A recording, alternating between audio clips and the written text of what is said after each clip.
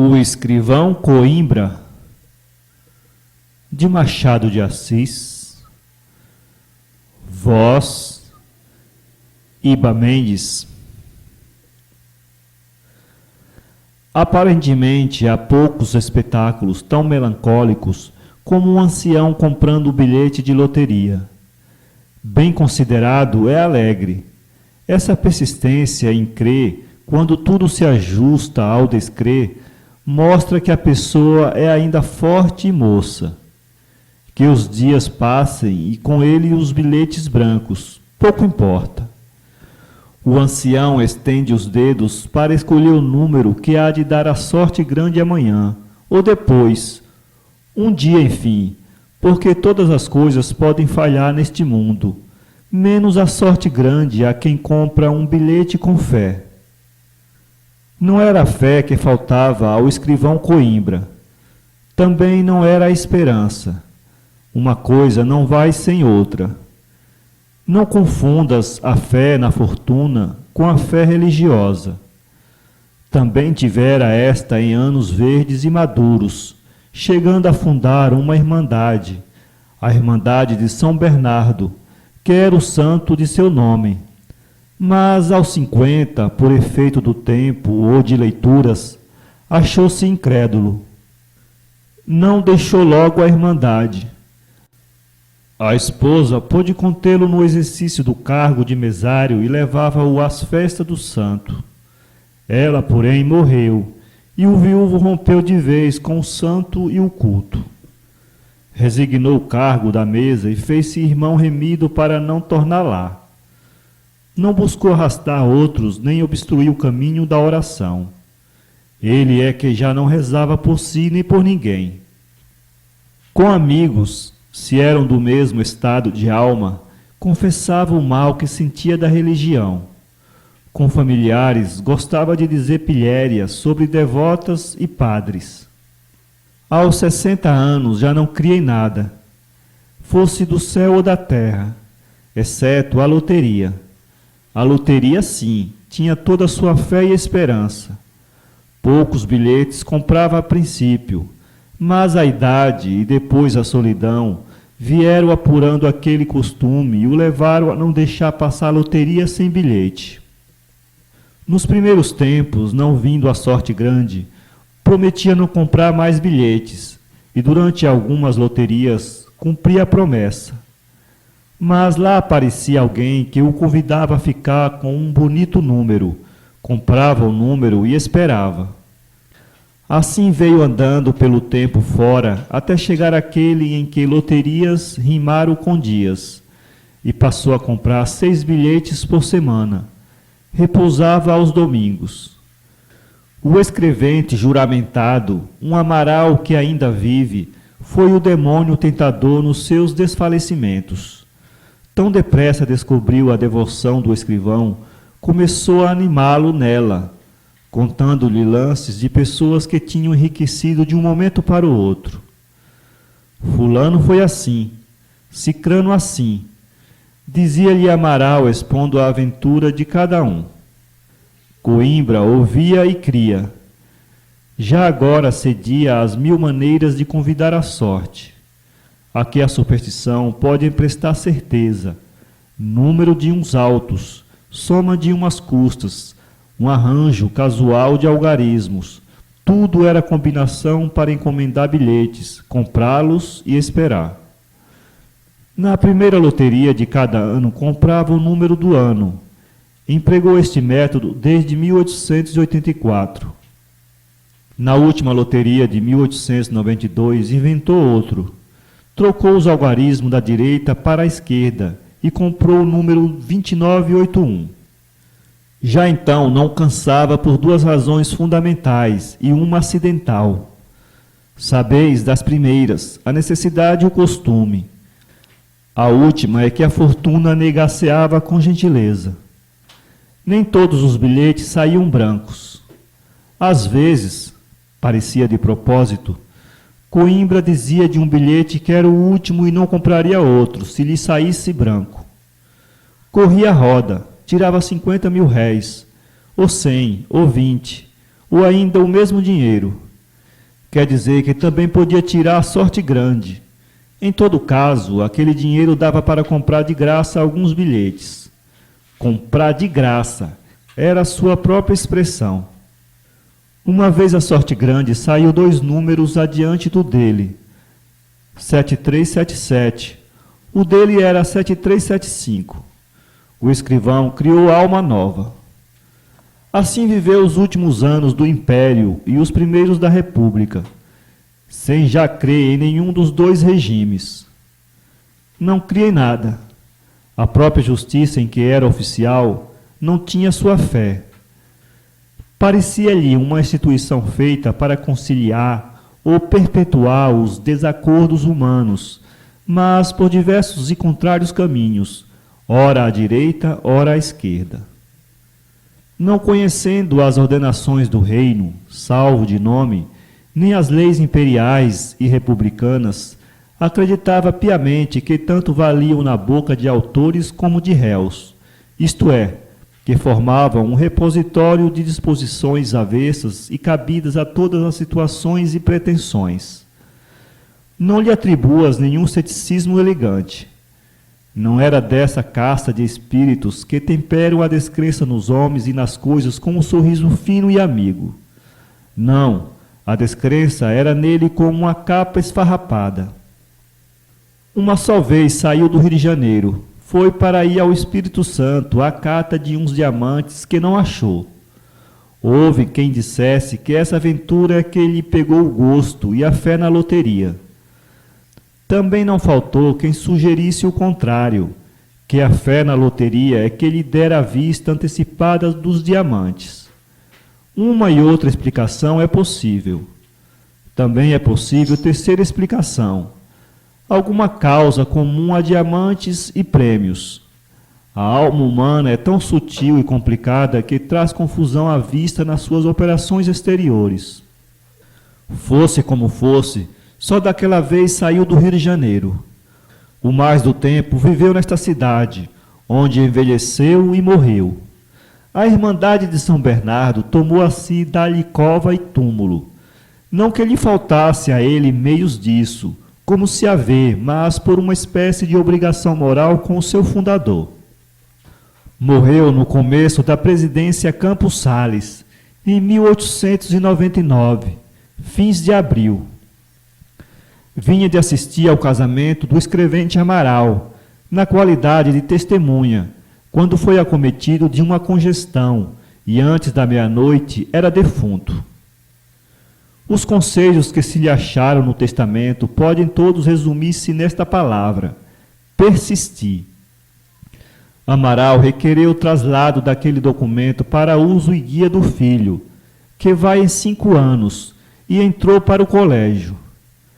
Fê-lo com sinceridade e não sem tristeza, porque a morte de Coimbra sempre lhe pareceu efeito de seu caiporismo. Não dera tempo a nenhuma lembrança afetuosa do velho amigo, testemunha do casamento e provável compadre. Antes do golpe que o levou, Coimbra não padecia nada, não tinha a menor lesão, apenas algum cansaço. Todos os seus órgãos funcionavam bem, e o mesmo cérebro, se nunca foi grande coisa, não era agora menos que dantes. Talvez a memória acusasse alguma debilidade, mas ele consolava-se do mal, dizendo que, com a memória, lhe saíram muitas coisas ruins da cabeça. No fórum era bem quisto e no cartório respeitado. Em 1897, pelo São João, o escrevente Amaral insinuou-lhe a conveniência de descansar e propôs-se a ficar à testa do cartório para seguir o exemplo fortificante do amigo. Coimbra recusou, agradecendo. Entretanto, não deixava de temer que viesse a fraquear e cair de todo, sem mais corpo nem alma que dar ao ofício.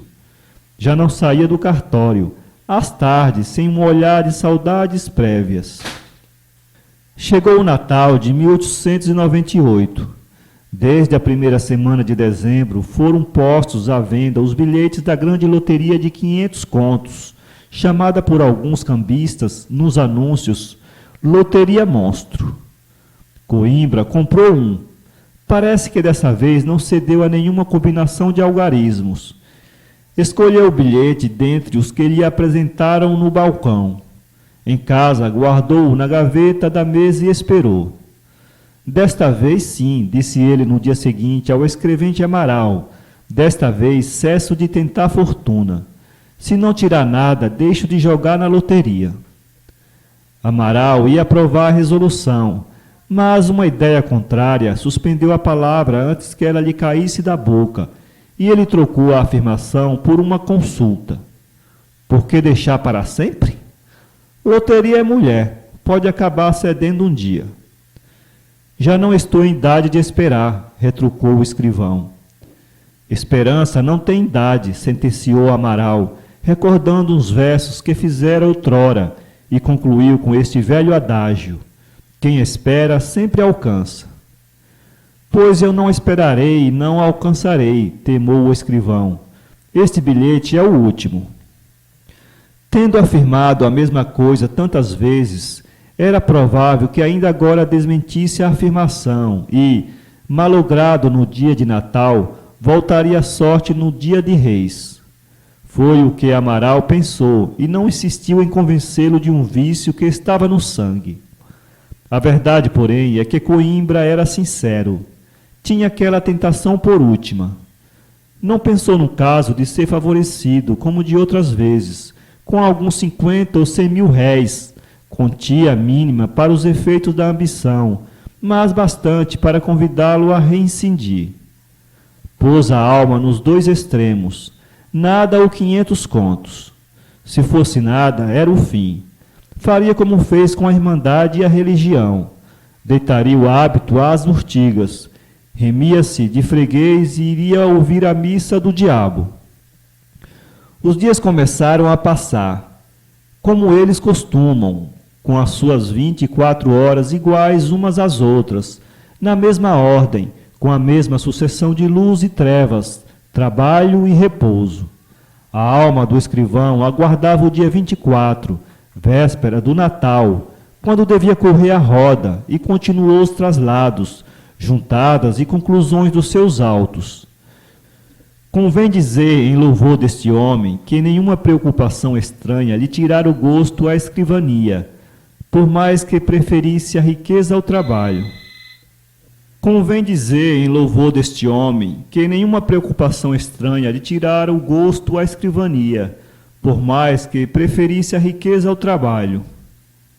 Só quando o dia 20 alvoreceu e pôs a menor distância à data fatídica é que a imagem dos 500 contos veio interpor-se de vez aos papéis do fórum. Mas não foi só a maior proximidade que trouxe este efeito. Foram as conversas na rua e no mesmo cartório acerca de sortes grandes, e, mais que conversas, a própria figura de um homem beneficiado com uma delas, 5 anos antes. Coimbra recebera um tal Guimarães, testamenteiro de um importador de sapatos, que ali foi assinar um termo. Enquanto se lavrava o termo, alguém que ia com ele perguntou-lhe se estava habilitado para a loteria do Natal. Não, disse Guimarães. Também nem sempre há de ser feliz. Coimbra não teve tempo de perguntar nada. O amigo do testamenteiro deu-lhe notícia de que este, em 1893, tirara 200 contos. Coimbra fitou o testamenteiro cheio de espanto. Era ele, era o próprio. Era alguém que, mediante uma pequena quantia e um bilhete numerado, entrara na posse de 200 contos de réis. Coimbra olhou bem para o homem. Era um homem, um feliz. 200 contos? Disse ele para ouvir a confirmação do próprio. 200 contos, repetiu Guimarães. Não foi por meu esforço nem desejo, explicou. Não costumava comprar, e daquela vez quase quebro a cabeça ao pequeno que me queria vender o bilhete. Era um italiano. Guardate, signore, implorava ele, mantendo-me o bilhete à cara. Cansado de raiar, entrei num corredor e comprei o bilhete. 3 dias depois, tinha o dinheiro na mão, 200 contos. O escrivão não entrou o termo porque nele já os dedos é que eram escrivães. Realmente não pensou em nada mais que decorar esse homem, reproduzi-lo na memória, escrutá-lo, bradar-lhe que também tinha bilhete para os 500 contos do dia 24 e exigir-lhe o segredo de os tirar. Guimarães assinou o termo e saiu. Coimbra teve ímpeto de ir atrás dele, apalpá-lo, ver se era mesmo gente, se era carne, se era sangue. Então era verdade? Havia prêmios? Tiravam-se prêmios grandes? E a paz com que aquele sujeito contava o lance da compra, também ele seria assim se lhe saíssem os 200 contos, quanto mais os 500. Essas frases cortadas que aí ficam dizem vagamente a confusão das ideias do escrivão. Até agora trazia em si a fé, mas já reduzida a costume só, um costume longo e forte, sem assombros nem sobressaltos. Agora havia um homem que passara de nada a 200 contos com um simples gesto de fastio, que ele nem sequer tinha o gosto e a comichão da loteria. Ao contrário, quis quebrar a cabeça da fortuna. Ela, porém, com os olhos de namorada, fê-lo trocar a impaciência em condescendência, pagar-lhe 5 ou 10 mil réis, e 3 dias depois, Coimbra fez todo o mais trabalho do dia automaticamente. De tarde, caminhando para casa, foi-se-lhe metendo na alma a pesoação dos 500 contos. Era mais que os 200 do outro, mas também ele merecia mais, teimando como vinha de anos estirados, desertos e brancos, mal borrifado de algumas centenas, raras, de 1000 réis. Tinha maior direito que o outro, talvez maior que ninguém. Jantou, foi à casa pegada, onde nada contou pelo receio de não tirar coisa nenhuma e rir-se dele. Dormiu e sonhou com o bilhete e o prêmio. Foi o próprio cambista que lhe deu a nova da felicidade. Não se lembrava bem, de manhã, se o cambista o procurou ou se ele procurou o cambista. Lembrava-se bem das notas. Eram, parece que verdes, grandes e frescas. Ainda apalpou as mãos ao acordar. Pura ilusão. Ilusão embora, deixara-lhe nas palmas a maciez do sonho, o fresco, o verde, o avultado dos contos. Ao passar pelo Banco da República, pensou que poderia levar ali o dinheiro, antes de o empregar em casas, títulos e outros bens. Esse dia 21 foi pior, em ânsia, que o dia 20. Coimbra estava tão nervoso que achou o trabalho demasiado, quando de ordinário ficava alegre com a concorrência de papéis. Melhorou um pouco à tarde, mas ao sair entrou a ouvir meninos que vendiam bilhetes de loteria, e esta linguagem, gritada da grande banca pública, novamente lhe fez agitar a alma.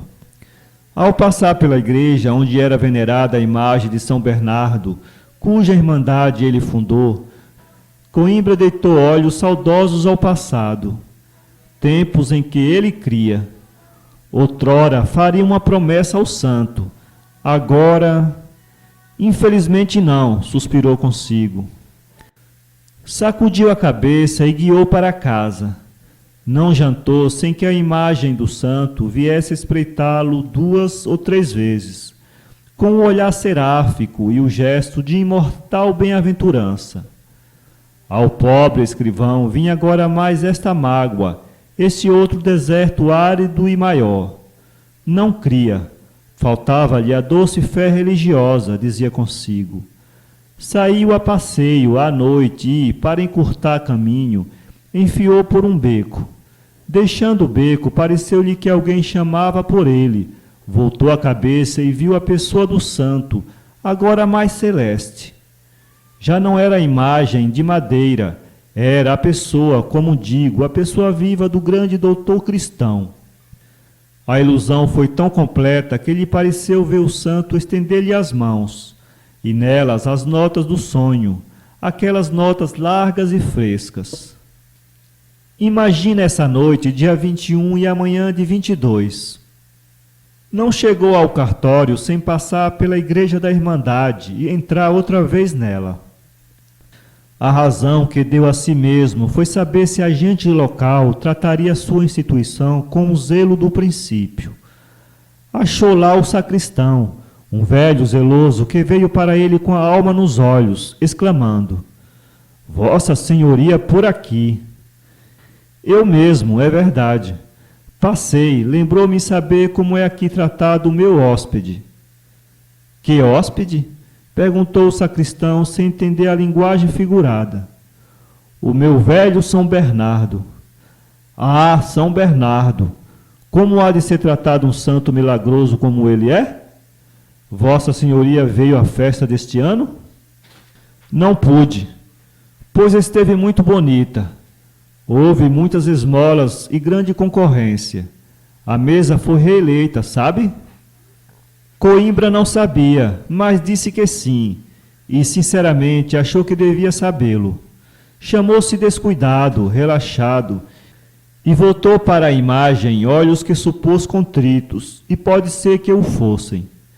Ao sacristão pareceram devotos. Também este elevou os seus à imagem e fez a reverência habitual, inclinando meio corpo e dobrando a perna. Coimbra não foi tão extenso, mas imitou o gesto. A escola vai bem, sabe? Disse o sacristão. A escola? Ah, sim, ainda existe?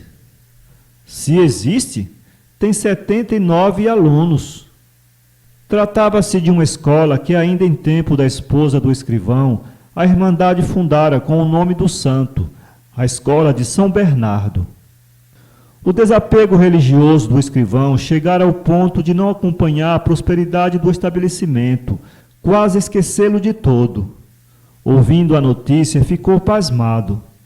No tempo dele não houve mais de 12 de alunos. Agora eram 79. Por algumas perguntas sobre a administração, soube que a Irmandade pagava um diretor e 3 professores. No fim do ano ia haver a distribuição dos prêmios, grande festa a que esperavam trazer o arcebispo. Quando saiu da igreja, trazia Coimbra não sei que ressurreições vagas e cinzentas.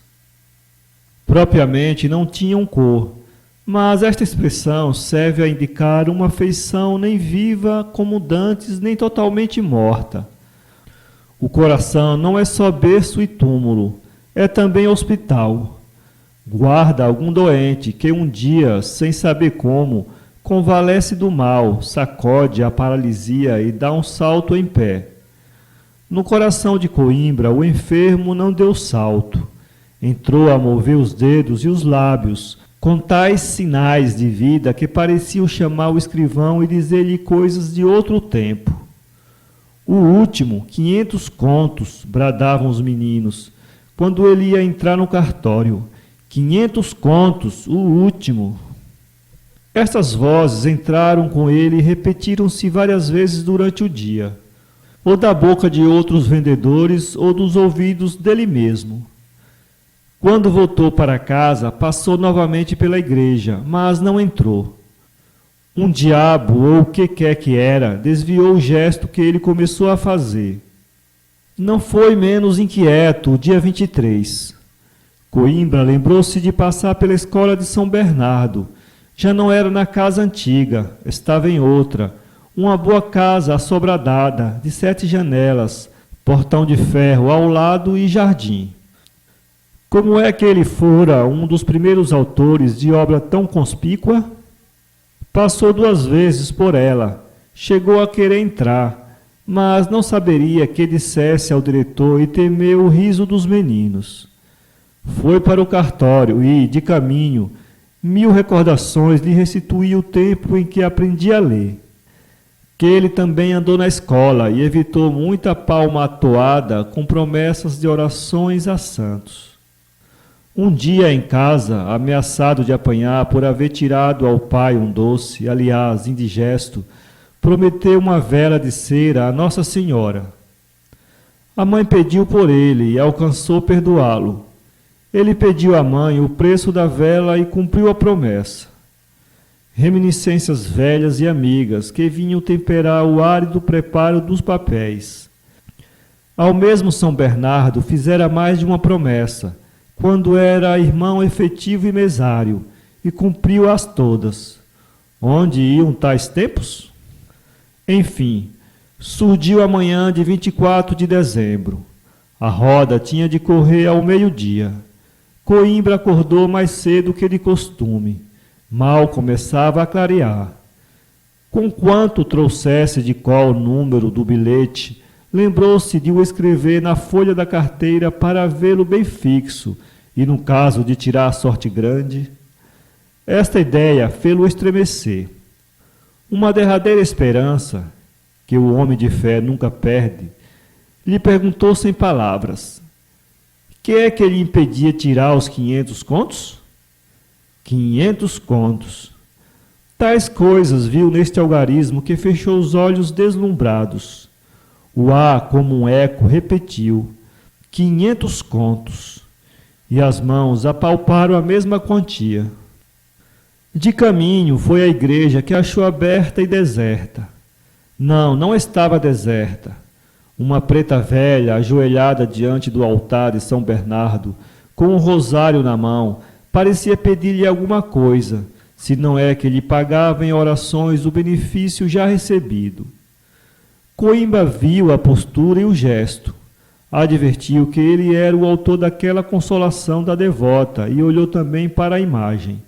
Era a mesma do seu tempo. A preta acabou beijando a cruz do rosário, persignou-se, levantou-se e saiu. Ia a sair também, quando duas figuras lhe passaram pelo cérebro, a sorte grande naturalmente e a escola. Atrás delas veio uma sugestão, depois um cálculo. Este cálculo, por mais que digam do escrivão que ele amava o dinheiro, e amava, foi desinteressado. Era dar de si muita coisa. Contribuir para elevar mais e mais a escola, que era também obra sua. Prometeu dar 100 contos de réis para o ensino, para a escola de São Bernardo, se tirasse a sorte grande. Não fez a promessa nominalmente, mas por estas palavras sem sobrescrito, e todavia sinceras. Prometo dar 100 contos de réis à escola de São Bernardo, se tirar a sorte grande. Já na rua considerou bem que não perdia nada se não tirasse a sorte, e ganharia 400 contos se a tirasse. Picou o passo e ainda uma vez penetrou no cartório, onde buscou enterrar-se no trabalho. Não se contam as agonias daquele dia 24 de dezembro de 1898. Imagine-as quem já esperou 500 contos de réis. Nem por isso deixou de receber e contar as quantias que lhe eram devidas por atos judiciais. Parece que entre 11 horas e meio-dia, depois de uma autuação e antes de uma conclusão, repetiu a promessa de 100 contos à escola. Prometo dar, etc. Bateu meio-dia e o coração do Coimbra não bateu menos, com a diferença que as 12 pancadas do relógio de São Francisco de Paula foram o que elas são desde que se inventaram relógios. Uma ação certa, pausada e acabada, e as do coração daquele homem foram precipitadas, convulsas, desiguais, sem acabar nunca. Quando ele ouviu a última de São Francisco, não se pôde ter que não pensasse mais vivo na roda ou o que quer que era que faria sair os números e os prêmios da loteria. Era agora. Teve ideia de ir dali saber notícias, mas recuou. Mal se concebe tanta impaciência em jogador tão velho. Parece que estava adivinhando o que lhe ia acontecer. Desconfias o que lhe aconteceu? Às 4h30, acabado o trabalho, saiu com a alma nas pernas e correu à primeira casa de loterias. Lá estavam escritos a giz em tábua preta, o número do bilhete dele e os 500 contos. A alma, se ele a tinha nas pernas, era de chumbo. porque elas não andaram mais, nem a luz lhe tornou aos olhos, senão alguns minutos depois. Restituído a si, consultou a carteira. Era o número exato. Ainda assim, podia ter se enganado ao copiá-lo. Voou no tilbury à casa. Não se enganara. Era o número dele. Tudo se cumpriu com lealdade. 5 dias depois, a mesa da Irmandade recebia os 100 contos de réis para a escola de São Bernardo e expedia um ofício de agradecimento ao fundador das duas instituições, entregue a este por todos os membros da mesa em comissão. No fim de abril, casara o escrevente Amaral, servindo-lhe Coimbra de testemunha e morrendo na volta, como ficou dito atrás. O enterro que a Irmandade lhe fez e o túmulo que ele mandou levantar no cemitério de São Francisco Xavier corresponderam aos benefícios que lhe devia. A escola tem hoje mais de 100 alunos e os 100 contos dados pelo escrivão receberam a denominação de Patrimônio Coimbra. São Paulo, 2016.